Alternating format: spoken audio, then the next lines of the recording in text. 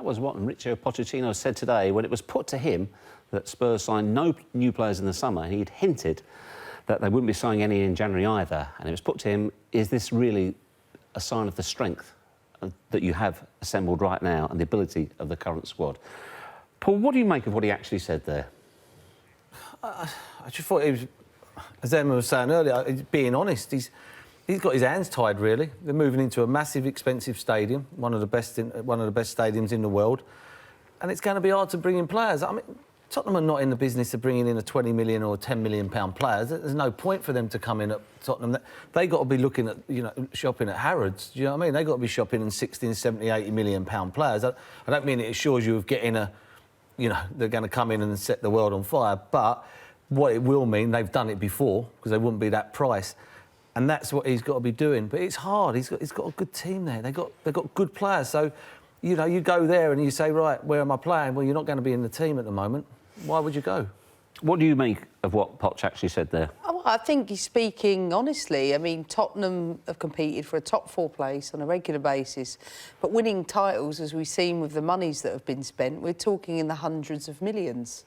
Tottenham's model hasn't been to do that. That's not to say they should do that, because you see with a Pulisic going to Chelsea at 60 million, Tottenham bring an academy boy through and hope to develop players like that. But if they're really going to, compete on a regular basis for the top 2 spaces, not just the top 4, they're going to have even more quality and depth, and you're going to have to pay for that. You can't just develop it.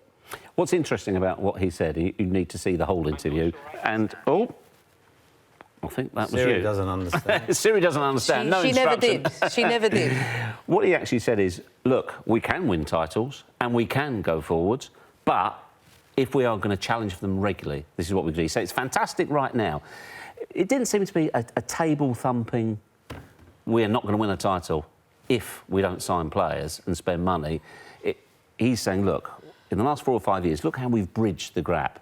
But if we want to go to the next level, this is what we're going to do. I think that's the case. You see that, the contract negotiations with Alderweireld, with Eriksson. It's not just about them wanting more money. They want to see the ambition for the club. If you want to keep your best players, you've got to continue to bring the best in, plus develop the best.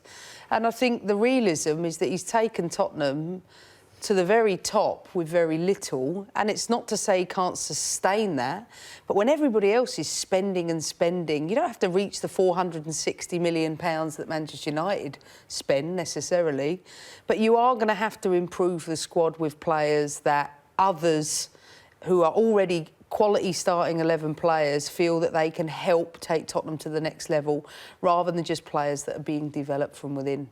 But if you're playing devil's advocate, Paul, you could say, well, hang on, Tottenham have closed the gap. They've done fantastically. They've got the new stadium coming, and they've done that with exactly the model they have right now. So why change it? Why spend lots of money?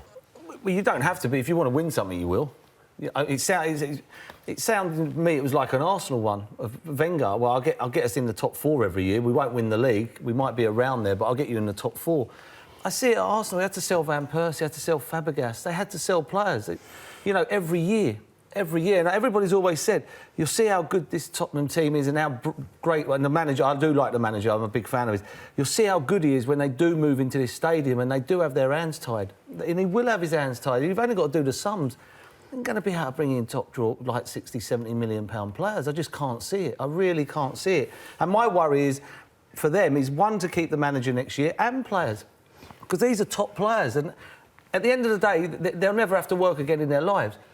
The question they'll have to ask themselves is, do they want to win something? That at the end of the day is what you've won in the game. They're never going to work again. They'll have the money. Now you've got to go to that other level. And I just think with this Tottenham, I honestly thought after the Wolves game, I thought Pochettino would have gone home that night and gone, you know what, I ain't sure how far I can take this team. I think the timing is interesting as well, Emma. For your money, are they in the title race? Of course they're in the title race. We can't criticise Spurs. Not at all. I'm sure Arsenal fans will be sitting here watching this thinking top 4 weren't so terrible compared to sort of sitting in the 5th and 6th position. This is the first time in a while Arsenal were genuinely competing for the top 4 again. But winning something is different than competing for the top 4. In its own right, it's a major achievement for Tottenham Hotspur. But if they want to compete with Man City and Liverpool on a regular basis, they have to keep their best players. Yes, Harry Kane, Dele Alli. To lose Eriksen would be a huge loss, irreplaceable for Tottenham.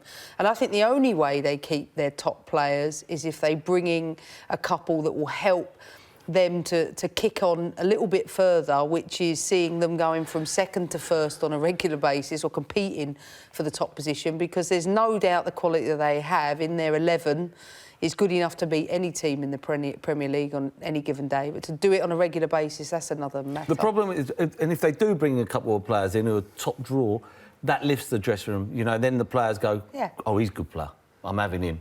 You know, they don't want to be seen buying players and the other players are sitting in the dressing room going, what we bought him for? We don't need him. You need to, you know, like Arsenal years ago with Dennis Bergkamp and people like that who lift the club and you go, wow, you're playing with Dennis Bergkamp. And there's them players around. There's players around that could play for Tottenham. But I just think it's massively important. I watched Tottenham against Wolves.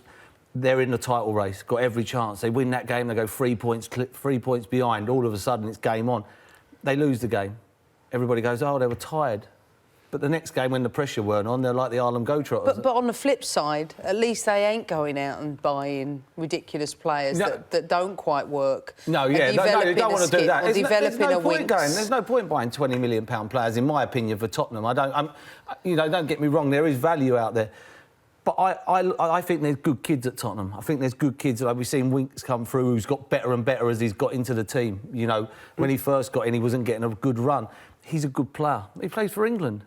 Got to give him a chance, and that's why people like Pochettino as well. He's not scared to give young players a chance. You know, the young lad who's come into midfield who's played. You know, he's giving them a chance. If they don't produce, and then they won't. But it's also been said on so many times, it's so un-English-like nowadays to develop teams that are from players that are developed from within. You know, you speak to Christian Eriksen about it, and he said, "Well, I'm accustomed to that at the likes of Ajax." And you know, Tottenham are doing something that's quite un-English-like now and doing it to a high level. But if you're in Poch's position, you know, I think he's developed a team that has produced the consistent performance he's been looking for. But they're different milestones. Being able to say, we want to cut the gap between us and the top 2, 3, 4 teams is one thing. Going from that place to winning a title, there's another part of that. The top part of the pyramid, is that a couple of top players in certain positions, maybe not to rival Harry Kane, but maybe in some other areas where he feels he can kick on. And then I think just to continue to keep the best, because if he starts to lose them, then I think it will be a different story. I mean, I think it's the timing of him saying it is interesting. On the eve of the Carabao Cup semi-final, they play Manchester United this week as well. As Emma said, they're right in the title race as well. He did say, he prefaced his answer with, look, I'm honest. I have to be honest. And it's as though he can see a problem further down the road. If we do well this week, I mean, amazing. If they won the title, fantastic, and you've done a brilliant job. But it's as though he's sounding a warning to the hierarchy at top, say, look, what we've done so far to bridge the gap is brilliant, but don't think that you can continue to do that. So perhaps in some ways, is he no different to many other managers who simply wants more money and better players available to him? He'd be talking to Daniel Levy and the people in charge there and saying, you know, what's happening, you know. And they might be saying, you know, it's tight this year, you know, we ain't got the money, you know, we're just going into a new stadium, we've sorted out players, you know, new contracts. You know, you look, I think it was last year, every other week he had his arm round of a player and they just signed him for 5-6 years and he got them all on long contracts, which would have cost money. He knows he's got his hands tied. They know that. And to be where they are, they've done a phenomenal job. You know, they have done a phenomenal job. They're up there. They're 6 points behind. Should be free, in my opinion. If they were free, I'd call them contenders. I'd just call them out of it at the moment because I ain't sure they've got that next level. And it's hard. It's hard. The next 7 games go past and then you stay in it. Then the last 10 are so different to the first 28. They're completely and utterly different games. You know, they become bigger, more intense. And I just ain't sure at the moment if Tottenham have got that. If they go on and win the Cup, then you're thinking, well, wait there a minute, and then it's a different game. They're winners. But you have to create a culture of winning, and Yeah. for Tottenham, they're building towards that. Yeah. I think if Tottenham But I were don't, to how win... how long will they build for? That's the problem, because... No, listen, they've got to make a cup final, at bare minimum. I think the fans expect that. I think the players expect that. There is a maturity to Spurs. That's a fact. Their points accumulation this season demonstrates that. They're doing that all the while certain players who were not considered good enough for Tottenham, like Sissoko, turning into real stars for the team, as well as the development of more youngsters coming through. I think it's easy. It's always easy to bash Spurs because they haven't put a trophy on the table, and it's round the corner for Tottenham. But for them to become title contenders on a regular basis means a combination of sustaining the level. And I think all he's saying is, look, what got us here won't necessarily get us there. And if we consider that, we're going to have to think about something else. Yeah, the thing...